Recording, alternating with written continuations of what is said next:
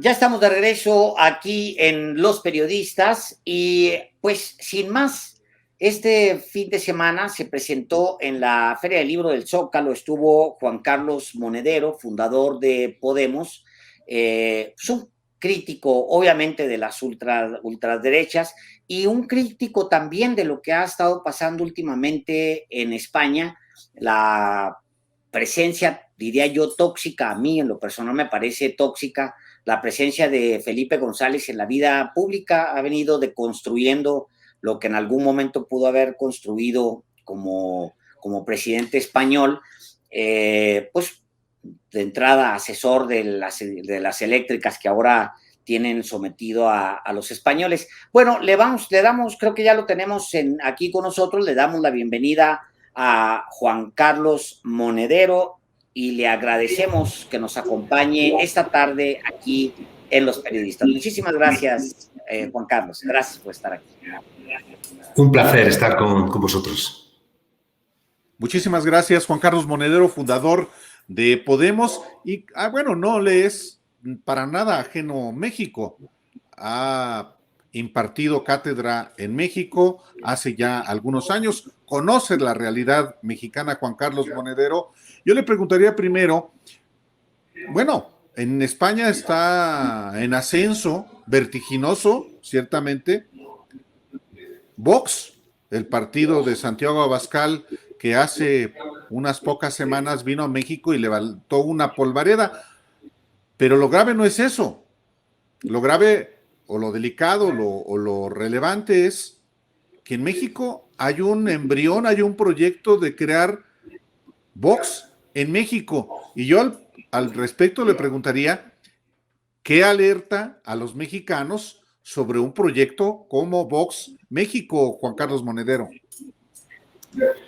Bueno, sí, yo creo que la extrema derecha es un problema siempre del capitalismo en crisis, siempre, desde el siglo pasado, desde los años 20, siempre que ha habido crisis del capitalismo ha habido una emergencia del fascismo, o lo llamemos como lo queramos llamar, porque en cada país toma sus contornos, pero el esquema suele ser similar, es decir, hay crisis económica, hay gente que empeora sus condiciones de vida, que se enfada con la política, que se enfada con el sistema y los poderosos, las élites, se asustan, reaccionan y ponen en marcha un plan B o un plan C que consiste en alimentar a sectores violentos que van a utilizar una serie de reglas compartidas, pero que tienen como principal misión salvaguardar el statu quo y silenciar a las oposiciones que pueden construir una nueva manera de solventar las cosas. Entonces, nos encontramos con que, tanto en España como aquí, como en Chile con Kast, como en Brasil con Bolsonaro, hay una emergencia de sectores privilegiados que suelen tener una serie de rasgos compartidos. Y yo insisto en que es muy importante que veamos cuáles son esos ropajes, porque a veces nos despistamos. Por ejemplo, la lideresa de la extrema derecha alemana es una mujer lesbiana. Y uno puede decir, aquí hay algo raro, ¿no? Bueno, por eso es importante que en el siglo XXI tengamos la astucia de ver la corriente de fondo, ¿no? ¿Cuáles son los rasgos, ¿no?, de esta extrema derecha? Bueno, siempre, invariablemente, hacen una defensa de la patria presentándola como la patria en peligro. Y son ellos los que representan a la patria. Es decir, la patria es un espacio que definen ellos. La patria está amenazada por enemigos interiores, que suelen ser sindicatos, partidos de izquierda o los inmigrantes, y también por enemigos exteriores que quieren hacer la patria pequeña. Ahí surge Vox, por ejemplo, queriendo hacer valer la idea del imperio. Porque la extrema derecha necesita, de alguna manera, dar una respuesta a una cierta sensación de frustración, de pérdida de estatus, de pérdida de un cierto lugar en el mundo, y necesitan, hacer como construir esa sensación que tiene a veces la gente cuando gana tu equipo, que te sientes como eufórico. Bueno, pues esta misma sensación ellos la construyen bajo la idea de que tu país es mejor que los demás países. No es que te sientes orgulloso de tu país, que es una cosa, un sentimiento que podemos tener todos, ¿no? El problema no es ese, el problema es que ellos te dicen que tu país, México first, America First, España lo primero, y sobre todo que eres mejor que los demás. En ese sentido hay un ocultamiento y hay una idea chiquitita del país. Siempre necesitan enemigos, siempre, invariablemente. Es una de las características. Y luego también, no nos engañemos, siempre es un negocio. La extrema derecha siempre es un negocio, que lo van a enmascarar con intereses que pueden beneficiar a la mayoría, como la identidad, pero cuidado, son un negocio. Y lo último que diría, que quizás es lo más importante, en la extrema derecha hay una parte de verdad, y por eso crecen. ¿Cuál es la parte de verdad que tienen? Bueno, que surgen en un momento de desestructuración social.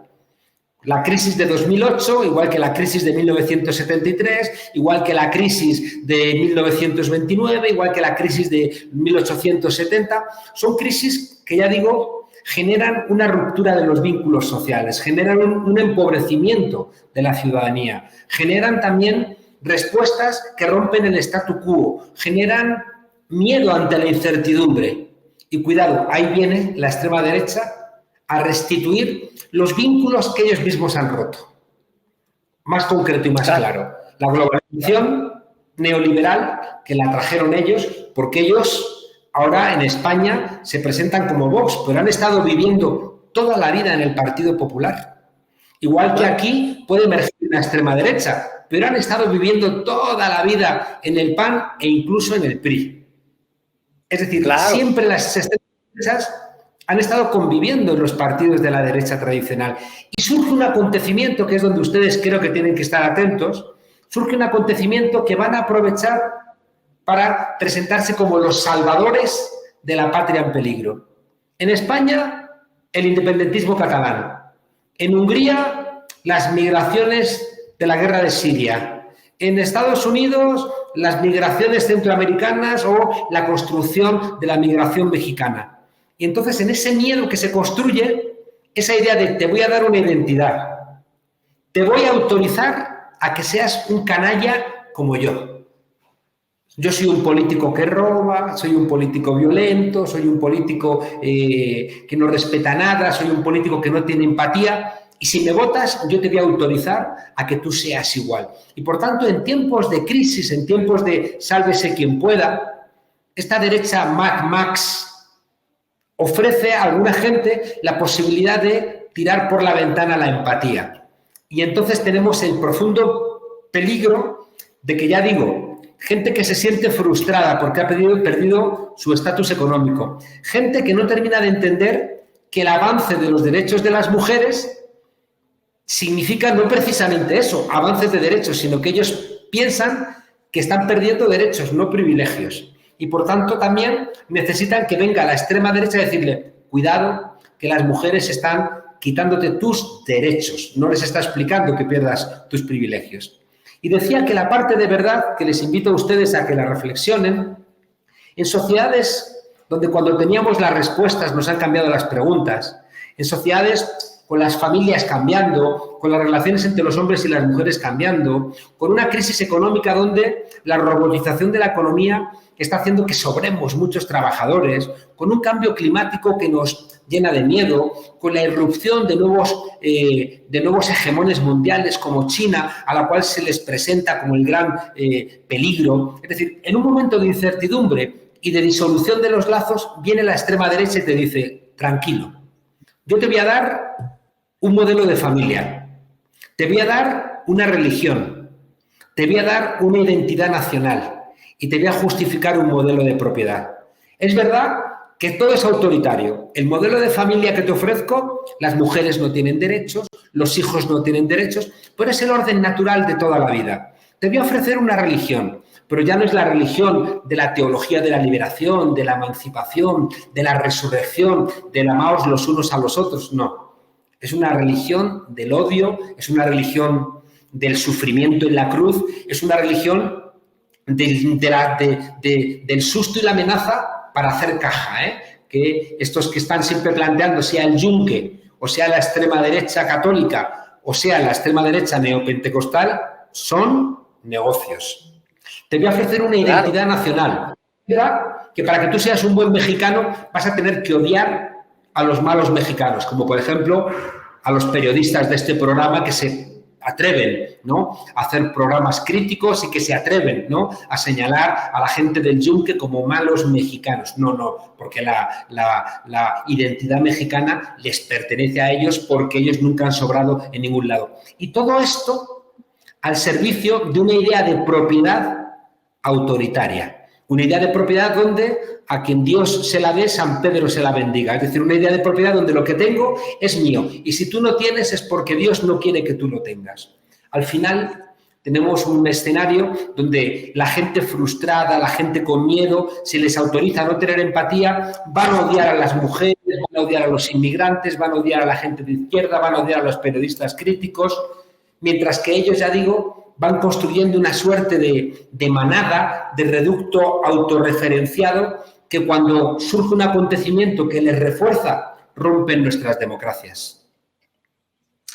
Y luego vienen otros vínculos, como lo hemos visto ahora en España y en el mundo, de estas derechas. La vinculación con el financiamiento de las oligarquías obviamente utilizan estos movimientos y les entregan recursos económicos con la aspiración de tomar el poder. La vinculación con los más radicales, como los movimientos como el Yunque, que tienen aspiraciones, sí, de tomar el poder y establecer un reinado de Dios en la tierra, o de plano el reino del odio, porque hay mucho odio y exclusión, Juan Carlos Monedero. Claro, y necesitan los medios de comunicación. Es decir, que esa vinculación entre los sectores financieros y los medios de comunicación, que son los que les blanquean. En España lo hemos visto con absoluta claridad.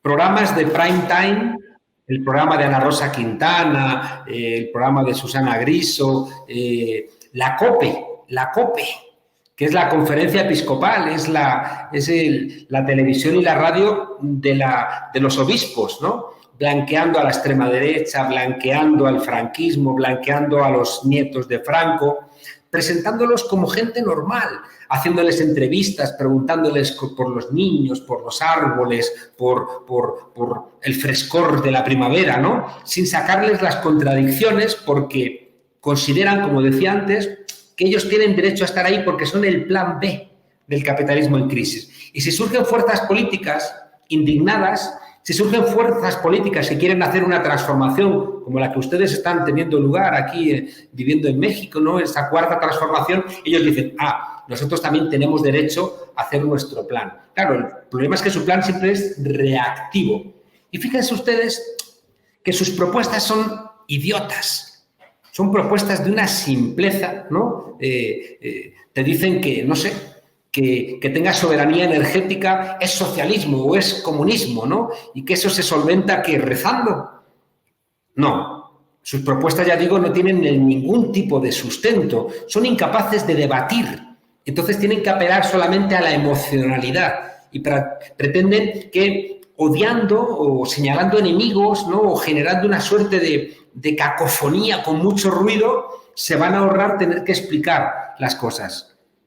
La conclusión final es que, claro, si tienen el control de los medios de comunicación, de las radios, de las televisiones, de las series de televisión, de las cosas que salen en Netflix, al final te van construyendo, ya digo, una naturalización que tenemos que combatir. Y por eso, fíjense ustedes, yo no me canso de decir que todos los ciudadanos, no solamente la gente que hace política, todos los ciudadanos tenemos que, si realmente somos demócratas, tenemos que militar en las instituciones, es decir, tenemos que tener una parte de nuestra conciencia sabiendo que las instituciones están para la mayoría. Tenemos que tener una pata en las calles, siendo conscientes de que la única manera de que se transforme la democracia es estando empujando desde nuestros barrios, desde nuestras calles, desde nuestros lugares de trabajo, desde nuestras universidades, y tenemos que tener una pata en el relato. Tenemos que militar también en el relato.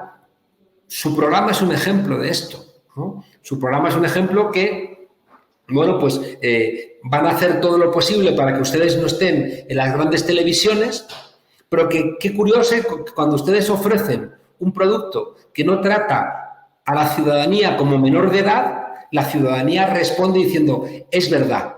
En cambio, ¿qué van a ofrecer ellos? Van a ofrecer entretenimiento. A ver si estamos entretenidos todo el día y no nos damos cuenta, ya digo, de este tipo de engaños. No quisiera dejar pasar la oportunidad en esta charla con Juan Carlos Monedero, profesor de Ciencia Política de la Universidad Complutense de Madrid, director del Instituto 25 de Mayo y fundador de este partido tan relevante en España como Podemos. No quería dejar pasar esta oportunidad de preguntarle algo que tiene que ver con una discusión intensa que está en curso en México y que tiene que ver con el sector energético, de manera particular con la electricidad. España ha tenido precios históricos en estos días por el precio de la luz. Y pues los hay porque a los privados les viene en gana cobrar lo que quieren, aunque tengan todas las justificaciones posibles. En México está vigente una reforma constitucional, una reforma en la materia que también priorizó a los privados. De no darse una reforma como la que está planteando el presidente López Obrador, Juan Carlos Monedero, lo que se nos viene es que pueda haber tarifas, facturas, recibos con precios tan demenciales como está padeciendo España. ¿Y a qué obedece que España esté padeciendo eso? Esto es tan sencillo como que si México no produce respiradores, te ahogas, porque tienes que ir a comprarlos a mercados internacionales donde cuanto más falta te haga, más sinvergüenzas van a ser y más caro te lo van a cobrar. Ayer, aquí en Ciudad de México, tenía una reunión el sábado y no había muchos taxis y al final para un taxi y me quería cobrar para un trayecto de 20 cuadras, me quería cobrar 300 pesos, ¿no? Y yo le decía, pero ¿cómo me va a cobrar usted 300 pesos? Y me dice, es que hay muy pocos taxis. Y yo, ya, pero usted tiene una tarifa, el taxi es un servicio municipal que tiene una tarifa. Usted me tiene que cobrar la tarifa, ¿no? No, es que ahora no hay. Y entonces el hombre necesitaba saltarse las reglas para poder atracar al cliente. Hemos visto que con mitad de la pandemia, si no tenías barbijos, si no tenías respiradores, tenías que ir a comprarlos fuera con peleas a pie de avión, en los aeropuertos, en las pistas de aterrizaje, a ver quién era más gángster. Y si un país no era más gángster que otro, se te moría la gente por no tener respiradores que te hubieran salvado la vida. Con la energía ocurre lo mismo. La energía está ahora mismo subiendo hacia los 300, ¿no? euros el kilovatio. ¿Por qué? Porque España vendió sus empresas públicas. Porque España no tiene empresas públicas de energía, porque se vendieron en un momento en donde el modelo neoliberal nos decía que era mejor que el servicio público no existiera. Donde dábamos premios Nobel de Economía a caraduras, a malos economistas, que lo que hacían era ideología diciendo el sector público es mejor que no exista porque es más eficiente el sector privado. De repente ocurre algún tipo de problema como el que tenemos en Europa con el gas. También, por cierto, la geopolítica desempeña su papel, porque como Europa, siguiendo a los Estados Unidos, tiene que pelearse con Rusia, resulta que no llega el gas de Rusia y entonces, y como decía Putin, pues si no quieren gas, si no quieren nucleares, se van a calentar con leña, decía Putin con cierto sarcasmo, ¿no? Claro, si es un mercado donde la energía deja de ser un bien común para que la gente pueda calentar la comida, para que cuando hace frío pueda poner la calefacción, para que puedas tener luz y poder vivir, si eso deja de ser un bien común y se convierte en una mercancía, la desregulas y le entregas a empresas internacionales el control, ocurre como en España, que además, fíjense ustedes, en el colmo de la sinvergonzonería, hacen una serie de reglas que nadie entendía, y que consistían en que el precio de la energía se obtenía de la siguiente manera. Tú echabas todas las energías en una suerte de piscina. La energía que salía de las centrales hidroeléctricas, la energía voltaica, la energía del gas, la energía de las nucleares, y tú ibas suministrando esa energía según iba haciendo falta, ¿no? Claro, cuando tú tirabas en un momento de un pico alto de la energía, sacabas mucha energía de esa piscina, no cobrabas cada tramo según lo que había costado producirla, sino que cobrabas en virtud de la más cara.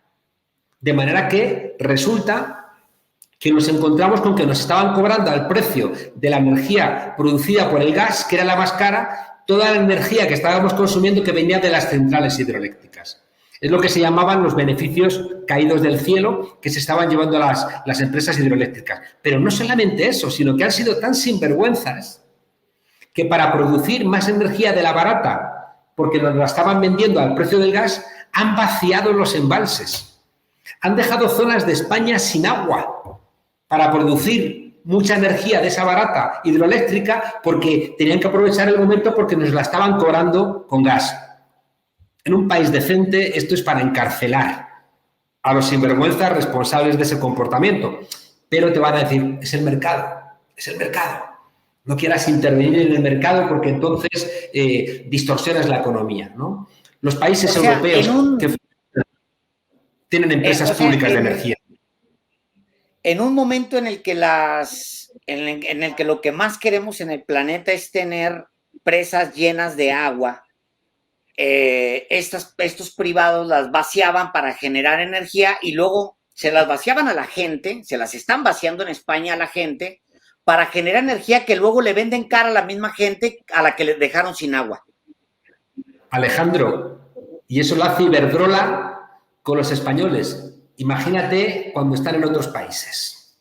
Újale. A ver, porque me llama mucho la atención eso porque es verdaderamente vergonzoso. O sea, Iberdrola vaciándoles las presas, vaciándoselas para poderles vender energía a los que está despojando del agua, venderles energía cara. Yo estaba leyendo... a regar. Carajo. Yo estaba leyendo hoy, Juan Carlos Monedero, leía un artículo de José Manuel Muñoz, un profesor de la Universidad de Nebrija, justamente estaba él analizando sobre las posibilidades que existían en España en este momento para volver a tomar control de la energía y las conclusiones que él llevaba, entre otras, es que iba a ser, si ahorita empezaba España a tratar de retomar el control estatal de su energía, iba a tardarse décadas y ponía un ejemplo. Decía que las centrales hidráulicas están en manos de la iniciativa privada, pero les vencen hasta algunas algunas vencen las concesiones hasta 2045 o 2065, es decir, esta generación, aún si iniciaran ahorita mismo el Estado español a retomar el control de sus hidroeléctricas, se tardarían hasta el 2065, entre 2045 y 2065, es decir, a ver cuál sería la salida. No, porque hay algunas que caducan ya. Y no sé ese artículo, no lo he leído, pero si es un artículo que dice no se puede hacer nada, tiene trampa. Cuidado, sí. Tengan cuidado, porque es que el nivel de reparto de dinero de estas grandes empresas es muy alto. Y si compran a presidentes del gobierno, compran. Bueno, no, a los periodistas no los compran, los alquilan. Hay concesiones que están caducando ya, de inmediato. Y desde Unidas Podemos se está planteando que todas las que estén ya caducando pasen, ¿no?, a la gestión pública. Y después que se haga una empresa pública de energía.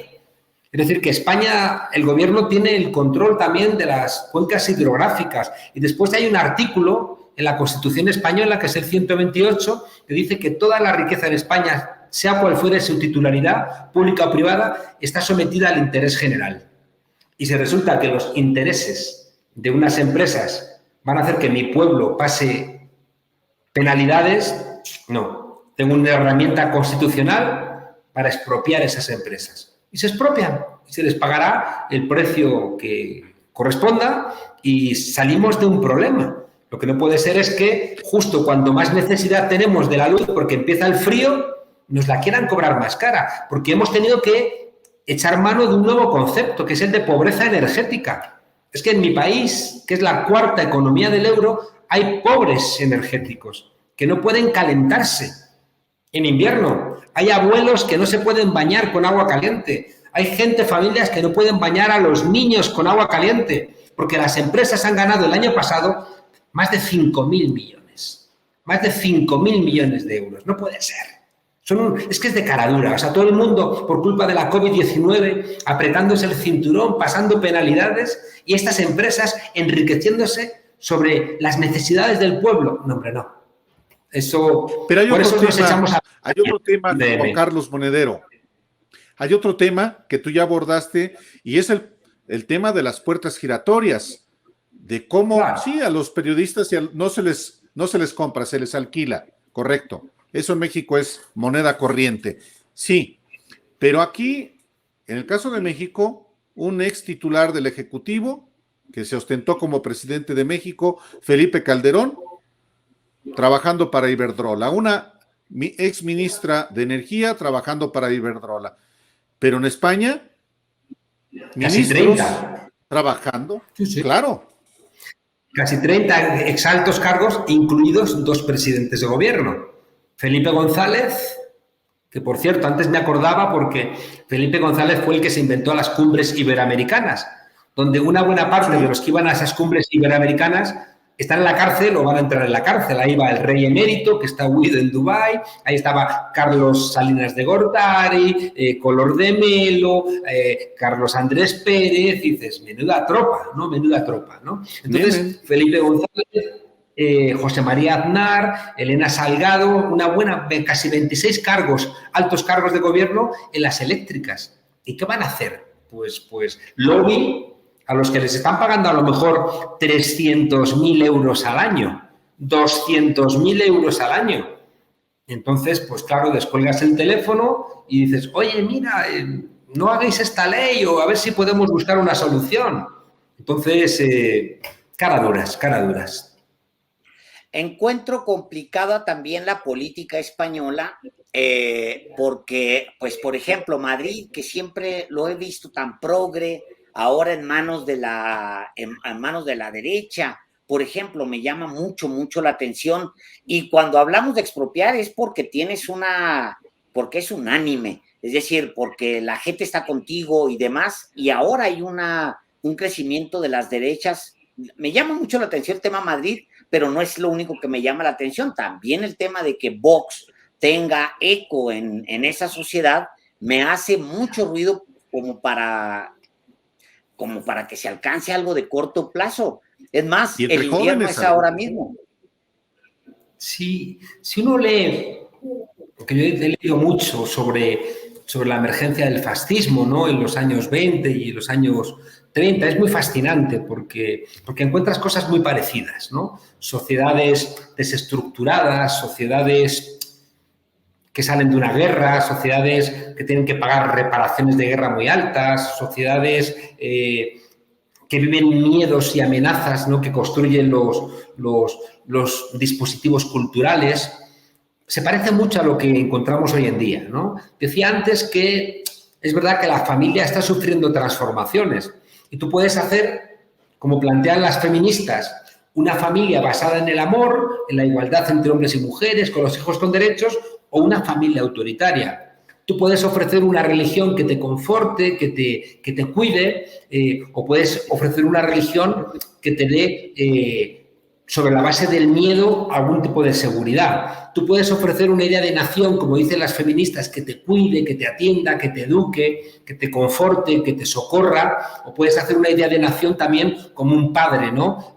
Castigador y castrador. Tú puedes tener una idea de propiedad repartida con ollas populares, con impuestos progresivos para que después se pueda redistribuir la renta, o puedes tener una idea de de propiedad autoritaria que te dice tú tienes derecho a que no, a ni siquiera pagar impuestos porque lo que tienes es porque te lo has ganado. En sociedades, ya digo, muy amenazadas por cambios que no somos capaces de entender, fíjense ustedes que en Europa ahora mismo un trabajo no dura 6 meses. Es decir, uno ha perdido, ¿no?, esa identidad laboral que teníamos. Los cambios tecnológicos van más deprisa de lo que nosotros podemos imaginar. Llevamos 50 años de discurso neoliberal que dicen que lo privado es mejor que lo público, que si tú eres fraterno eres idiota, que si tú eres solidario es que eres tonto, ¿no? Que aquí es sálvese quien pueda y el pez grande tiene derecho a comerse al pez chico, ¿no? Sí. Estamos viendo, no sé, series como una serie que ahora están viendo los adolescentes en España, que es Los Juegos del Calamar, ¿no? Que son... es una saga de esta idea de los Juegos del Hambre, ¿no? Es decir, aquí se va a salvar solamente uno y los demás se van a ir a la miércoles, ¿no? Y por tanto, está habiendo toda una construcción donde la extrema derecha te dice tú tienes derecho a hacer lo que te dé la gana. Esto es muy importante y tiene que ver con el triunfo que ha tenido la extrema derecha en Madrid, porque en la pandemia la izquierda, en nombre de la responsabilidad, estaba diciendo quédense en casa, pónganse el cubrebocas, respeten las normas, mientras que la extrema derecha, y en España y en concreto en Madrid, la derecha se está yendo hacia la extrema derecha, estaba diciendo, no, tú tienes derecho a salir, vete a los bares, tienes derecho a juntarte con quien quieras, ¿no? La extrema derecha en Madrid, donde yo vivo, es la responsable de que hayan muerto en residencias de ancianos 6.000 ancianos, a los que la presidenta de la Comunidad de Madrid, Díaz Ayuso, dio la orden de no llevar a los hospitales. Por tanto, fíjense ustedes, es una suerte de sálvese quien pueda, donde la política te está autorizando, ya digo, a comportarte de una manera no fraterna. Fíjense, tan es así que odian al Papa Francisco. Les parece un bolchevique el Papa Francisco, porque el Papa Francisco está diciendo no mientan, dejen las fake news para otros días, dejen de sembrar ponzoña y odio, sean fraternos, y dicen, fraternos el Papa, pero esto ¿a dónde vamos a ir a parar? Que resucite Juan Pablo II, ese sí que era un Papa como Dios manda, ¿no? Claro, entonces, claro. Y fíjense que también esto es muy importante en esta lógica. Hay también una aristocracia de los triunfadores. Hay un discurso que se convierte en el modelo a imitar, donde los que triunfan marcan el modelo, como si aquellos que ganasen son los que marcan la pauta. Hoy leía un grupo muy famoso en España que se llama Estopa, un grupo popular de unos trabajadores de una fábrica que empezaron a tocar la guitarra y se han convertido, bueno, en un fenómeno mundial, ¿no? Entonces, contaban hoy en un artículo estos muchachos de Estopa diciendo, eso de que entras de botones en el banco y terminas de gerente, eso es mentira. Eso es mentira. Eso ocurre de vez en cuando, pero lo normal es que entres de botones y termines de botones, ¿no? Y el ascenso social se ha vuelto a quebrar. Funcionó durante los años 50, 60, 70, pero se ha vuelto a frenar el ascenso social. Y los que les va bien están lanzando el mensaje de que ellos son la nueva aristocracia. Y te están lanzando el mensaje de que si te esfuerzas, tú también puedes. Y nos encontramos con gente ganando unos salarios de mierda, con perdón, gente con vidas miserables, pero que están creyendo el cuento de la Cenicienta de que va a venir el príncipe empresario que a través de un gran empleo te va a hacer ser feliz y comer perdiz. Y entonces esa lógica que en todos nuestros países, también en México, construye lo que llamamos la clase media aspiracional, es decir, gente que está en el agujero pero aspira a estar mejor y compra las mentiras sin darse cuenta de que la única manera de salir es con la colaboración de los demás, no esperando el príncipe azul que te rescata y te hace prosperar. En Madrid, por algo terrible, que igual a ustedes les parece raro, pero que nos está rompiendo España, Madrid está haciendo dumping fiscal, Madrid, los ricos no pagan impuestos, pero unos pocos ricos. Y está generando una atracción de los grandes capitales. En Madrid están ahora mismo las universidades privadas, están las empresas multinacionales, están las grandes empresas que se están viniendo a Madrid porque no pagan impuestos, está los principales funcionarios de España, está la cúpula del ejército, está la nunciatura, están prácticamente el 95% de los medios de comunicación están en Madrid. Y por tanto Madrid se está convirtiendo en un espacio donde se están concentrando esa aristocracia de los triunfadores, que son triunfadores sobre las espaldas de los demás. Tampoco nos engañemos, ¿eh? En Madrid, Díaz Ayuso ha tenido 1.600.000 votos. La izquierda ha tenido 1.500.000. Es verdad que luego están los votos de la extrema derecha, pero no pensemos, porque a veces hacemos análisis que nos paralizan.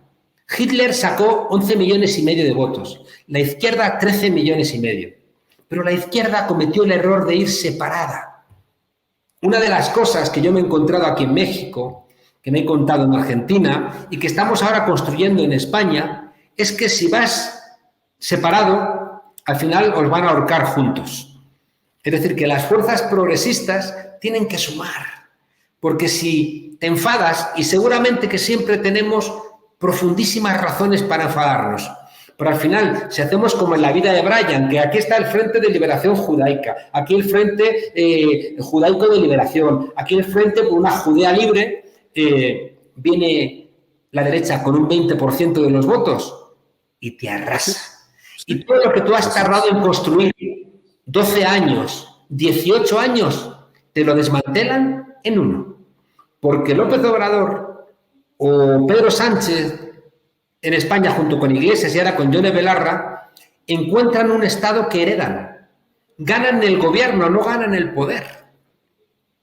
Y claro, si tú encima no tienes la unidad popular de construir cambios que porque son cambios de conciencia son irreversibles, llega después Macri y en un año te desmantela todo lo que habían construido 3 gobiernos de Cristina y Néstor Fernández y Néstor Kirchner. Y en un año te crea 1 millón de pobres. Por tanto, fíjense ustedes, es muy importante también esa tarea que nos está costando de hacer diagnósticos que nos lleven a ver qué es lo que nos junta y no cometer el error que, por ejemplo, está pasando en mi país, que hay sectores de la izquierda que prefieren ser cabecita de ratón antes que cola de león. Y eso siempre abre el paso a los que luego privatizan nuestra energía, privatizan nuestras vidas. Bueno, pues es un retrato en cámara, es una toma en cámara lenta de lo que estaba pasando en México. Lo que pasa es que cuando volteamos a ver España, que va en un proceso más acelerado, digamos, por ejemplo, en el caso de la energía, pues ya traen en la bolsa a exministros, a un grupo importante, a altos políticos y altos funcionarios, ya los tienen en la bolsa. Tienen a expresidentes. Aquí nada más ha habido un expresidente que públicamente sabemos que ha estado en la bolsa de las eléctricas. Ahora, yo también le quería preguntar, ¿es cierto que en América Latina se han dado, y por su experiencia en América Latina, se ha dado un viraje hacia la izquierda y quizá el hecho de que México, que es una especie de hermano mayor, esté transitando en un gobierno de izquierda, esto puede traer también, pues, mover la América Latina hacia la izquierda? Lo mismo que ha pasado, que se ha movido de repente hacia las derechas, pero ¿cuál es su pronóstico para América Latina? ¿Qué está viendo para América Latina, Juan Carlos Monedero? Los politólogos no tenemos una bola de cristal, ¿no? Aparte de que las brújulas se han desmagnetizado, ¿no? Y no es fácil ver qué va a ocurrir, ¿no? Podemos identificar tendencias, ¿no? Y a veces es verdad que en el presente de España uno puede ver los futuros de otros países si se hacen mal las cosas o viceversa, ¿no? Si surgen movimientos populares que hacen que cambien los gobiernos, ¿no? Yo creo que es importante entender que estamos en una pelea, estamos en una disputa. Yo creo que estamos... Déjenme contarles una cosa importante. Hay un autor, Alain Badiou, que tiene una hipótesis que me parece muy luminosa. Él dice que hay momentos en donde se descongela la historia. 1789, la Revolución Francesa, que va a permitir la Constitución de Cádiz de 1812, que va a permitir todos los procesos de independencia de América Latina y que se cierran con la Comuna de París de 1871 y el fusilamiento de 25 o 30.000 comuneros. Ahí entonces entramos en un periodo valle, en un periodo donde es la reacción la que intenta desmantelar los logros de toda esa temporada. Se abre otro momento de descongelamiento de la historia y la historia se pone otra vez en marcha con la Revolución Rusa de 1917, que va a permitir, bueno, pues sacar a Rusia y a China del feudalismo, va a permitir procesos de emancipación, va a permitir los estados sociales, va a permitir los estados desarrollistas, y eso se termina en algún momento entre los años 70 y los 80 de manera evidente con la caída del muro de Berlín y 2 años después, en el año 91, la disolución de la Unión Soviética. Y entramos otra vez en un momento valle. Una buena parte de la consternación que tienen las fuerzas progresistas es que estamos en ese valle.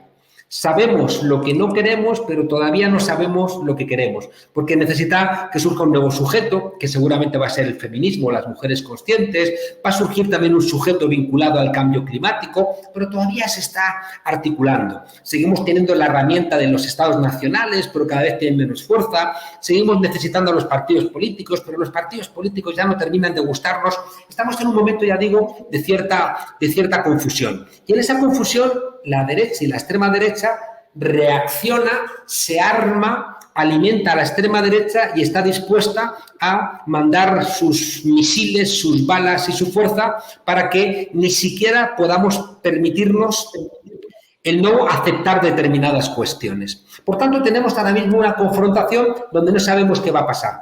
Algunos intuimos que el movimiento indignado, ese movimiento que responde a la crisis de 2008 y del que yo creo que es una expresión la 4T, plantea una manera diferente de hacer política, pero que todavía no se ha consolidado y que tiene enfrente sectores muy fuertes. He tenido casi un susto, una suerte de déjà vu cuando he escuchado que todavía sigue Manlio Fabio Beltrones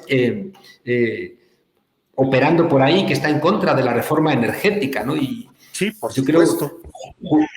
Juraría haber visto una película de Judy Garland donde ya estaba Manlio Fabio Beltrones en la política mexicana, ¿no? En fin, bueno, es que decía una cosa Groucho Marx, que era tan mayor que se acordaba, ¿no? De cuando no sé si era Judy Garland, era virgen, ¿no? Entonces, bueno, yo creo que hace 100 años ya estaba ahí en Manlio Fabio Beltrones haciendo daño a México, ¿no? La cosa es fascinante, ¿no? La capacidad de algunos personajes, ¿no? De sobrevivir. Bueno, a lo que iba, creo que en esta tensión, ¿no? Tenemos nuestros países y nuestros continentes en disputa y América Latina está en disputa. Nos encontramos con que gana Lasso. Fíjense, antes hablábamos de la extrema derecha. Todos estos de la extrema derecha han salido de los papeles de Panamá. Tienen el dinero fuera de los países. Estos que nos dan con la bandera en la cabeza diciendo yo soy mexicano, yo soy el verdadero argentino, yo soy el verdadero español y luego tienen el dinero fuera de los países, ¿no? Incluido Vargas Llosa. Por cierto, quiero aprovechar para recomendarle a Vargas Llosa que se lea los libros de Vargas Llosa. A ver si aprende algo y cambia su actitud política.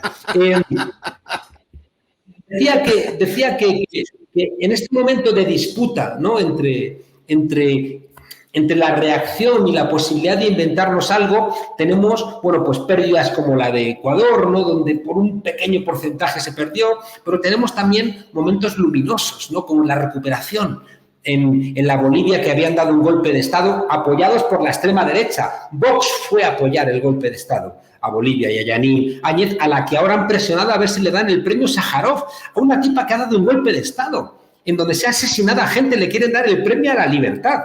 Es la locura, pero es que esta gente no tiene vergüenza.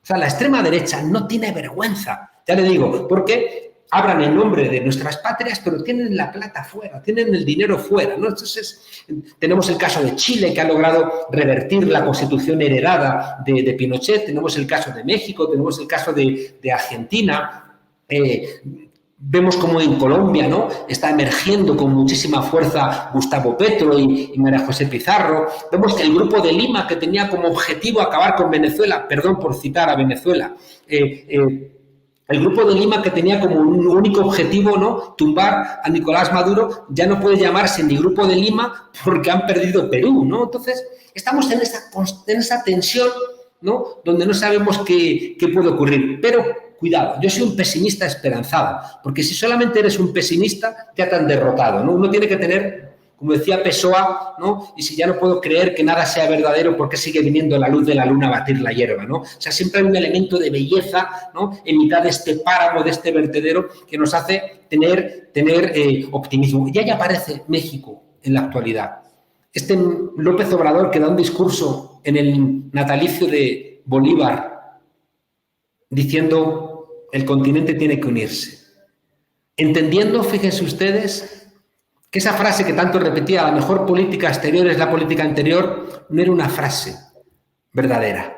Era una frase que quizá tenían que escuchar los mexicanos después de que sus dirigentes nunca les hubieran cuidado, ¿no? Pero no era verdad, porque el mundo está globalizado, donde la COVID la vamos a solventar entre todos. ¿De qué sirve que solvente un país el problema de la COVID si otros países no lo solventan? Va a mutar el virus y al final va a terminar llegándonos, ¿no?, otra variable. Es decir, es el momento de que tengamos una inteligencia global.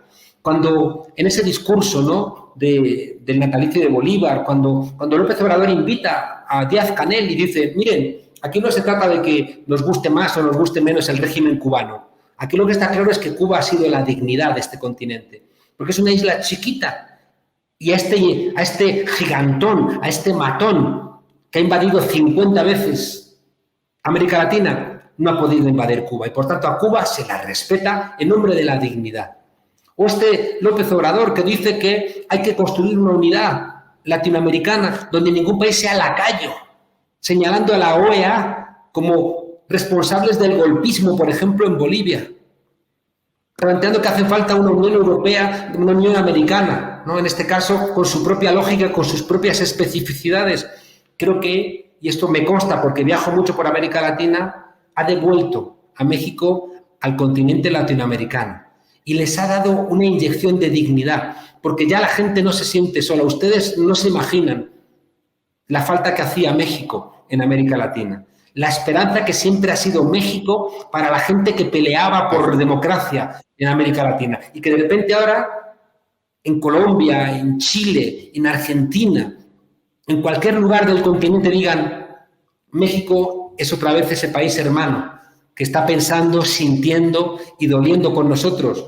Es un punto de inflexión que no saben la alegría que me da poder haber estado aquí, claro, ¿no?, acompañando este proceso. Decía que pesimistas porque estamos peleando contra gigantes, no contra molinos, pero esperanzados, ¿no? Decía Bertrand Russell en una frase que me gusta mucho repetir, que un pesimista es un idiota antipático y un optimista es un idiota simpático, ¿no? Entonces, no seamos idiotas, no pensemos que el futuro está escrito desde un optimismo ingenuo o desde un pesimismo paralizante, pero sí que sepamos que tenemos, con nuestra lectura y nuestro diagnóstico sensato, muchos peligros que conjurar, pero que tenemos también elementos vinculados a la confianza en la gente que hace que emerja la alegría. Cuando yo he visto ayer en la plaza del Zócalo, ¿no?, ese pueblo ávido de tener libros,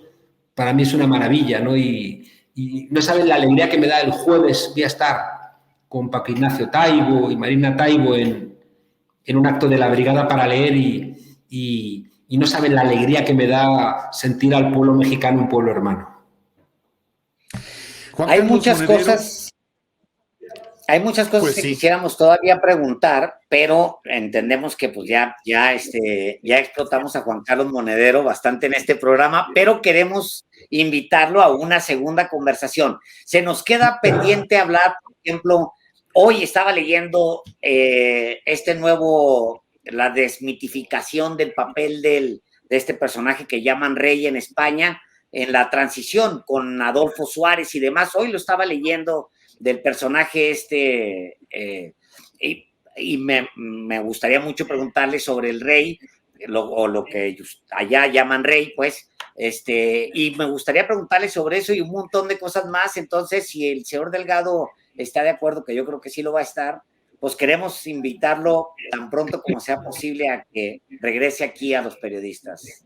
Juan Carlos. No, un placer, y yo creo que el trabajo que están haciendo ustedes es esencial, ¿no? Porque los periodistas son los que desvelan las cosas que están ocultas, ¿no? Entonces yo creo que todo el trabajo que han hecho ustedes, ¿no? Desvelando el papel del Yunque, sus vinculaciones, ¿no? Con la extrema derecha española, señalando todas esas redes, ¿no? Escondidas, ya digo, en el PAN y demás, creo que hacen un trabajo esencial por la democracia, que es lo contrario que hacen tantos periodistas que están trabajando solamente para lo contrario, no para justificar, por ejemplo, ahora que no se haga la reforma energética. Yo creo que no hay democracia sin unos medios de comunicación libres y plurales, ¿no? Y para eso hacen falta periodistas con un poco de coraje, ¿no? Y por tanto, al revés, cuenten por favor conmigo y les contaré las interioridades de un señor que le gustaba mucho quitarse la ropa interior, después ocultándolo, ¿no? Incluso los servicios de inteligencia, ¿no? Y presentándolo como el piloto del cambio. Y ahora sabemos que lo que ha hecho durante muchos años es utilizar su condición de jefe del Estado para agenciarse dinero de manera ilegal. Ese es, ¿no?, el gran referente de la transición, ¿no? Y quizá conviene desmitificarlo sobre todo para no repetir errores. Claro. Juan Carlos Monedero, muchísimas gracias por la oportunidad de charlar con el auditorio de Los Periodistas, que no solamente está en México, está mucha gente en Estados Unidos, en Canadá o en otros países, inclusive de América Latina, nos ve. Así es que ha sido un privilegio el tenerte hoy aquí en Los Periodistas. Y ya nos veremos pronto. Pues, un abrazo muy fuerte a Alejandro, Álvaro, y es verdad, a toda esa gente que ha tenido que dejar nuestros países para irse a trabajar fuera y que seguramente en estos espacios, y si encima les hemos arrancado una sonrisa, bueno, les estamos devolviendo un poco de su mucho esfuerzo. Así que un placer y así es. Gracias. Un abrazo grande.